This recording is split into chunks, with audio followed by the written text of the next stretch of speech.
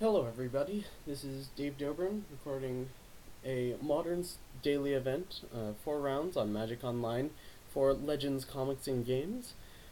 In case you don't know me, I'm a local player. I play at Legends.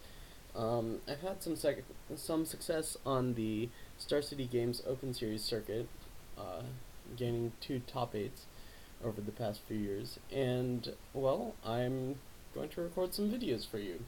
So, as I said, this is a modern event, and I'm going to be playing Splinter Twin, or as the case may be, I already played Splinter Twin.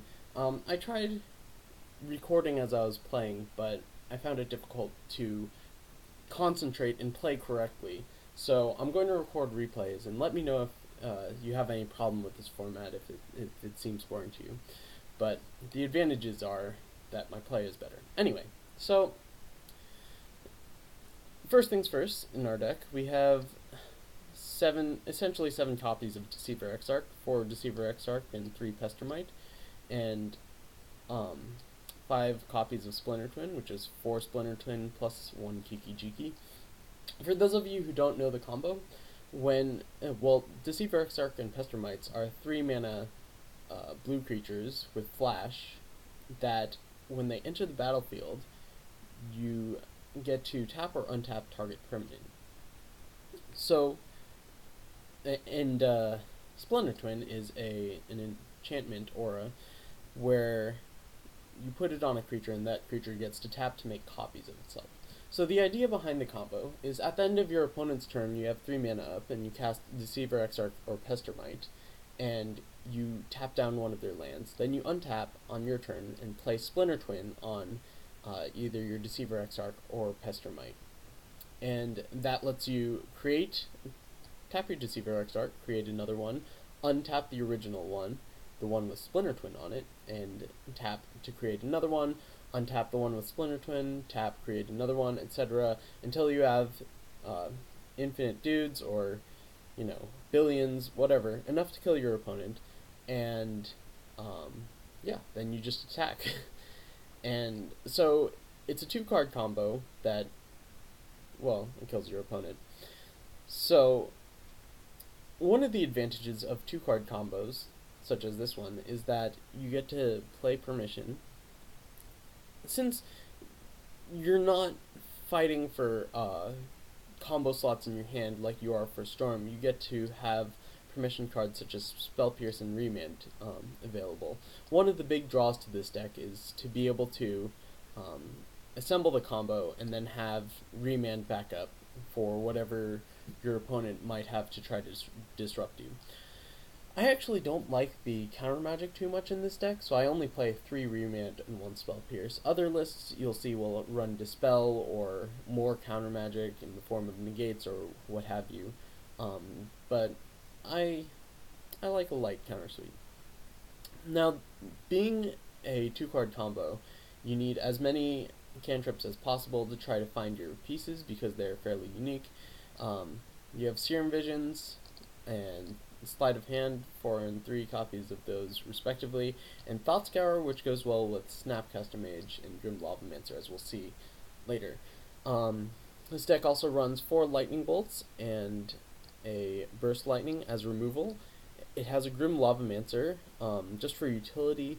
The Grim Lavamancer is actually insane against the decks that are running.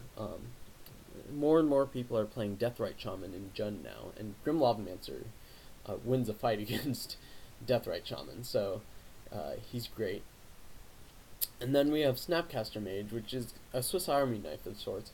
He acts as additional disruption when flashing back Remand, or an additional removal spell when flashing back Lightning Bolt, or just a 2/1 creature that attacks your opponent. And he plays all 3 roles, and I'd say all 3 of them are pretty important in this deck. Unlike some other versions of this deck, my deck works more like an aggro control deck than a pure combo deck. I'm not running the full 8 pieces of both parts of the combo, and I'm not saying that the only way I'm going to win games is through the combo. I can play like an aggro control deck using Snapcaster Mage um, and Lightning Bolt to try to put pressure on my opponent's life total. The land suite is pretty standard. I've got Steam Vents and fetch lands to go get the Steam Vents. I have one Halimar Depths, which is, well, probably better than the fourth island.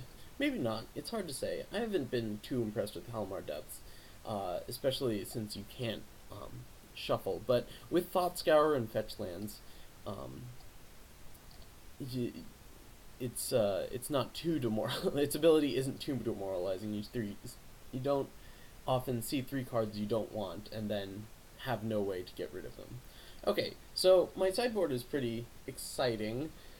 Instead of having a typical Splinter Twin sideboard in which I try to protect my combo even more or try to destroy opposing spell skites or what have you, I just go a completely different route. I have 4 Goblin Guides, 4 Delver of Secrets, and 3 Grim Lavancers. So my plan is to play as aggressive of a game as I can. While my opponents may be boarding in cards like Negate or Spell Pierce, my plan is to drop a 1 mana creature and just start attacking them from turn 2. Also, the Searing Blaze helps clear the way. Searing Blaze, in case you don't know, if landfalled, deals 3 damage to target creature and its controller, and 2 more Burst Lightnings for the added reach and creature removal. So, my sideboard games are often, I'll take out the combo, I'll take out these cards and 3 lands, Halimar Depths, Arid Mesa, and Island, or whatever lands I feel like taking out, and then I'll put in all 15 cards, like so. So that's the deck. This is a modern event I played earlier today, and I'll be going over the replays and commentating on it. So I hope you enjoy it, and let's go to round 1.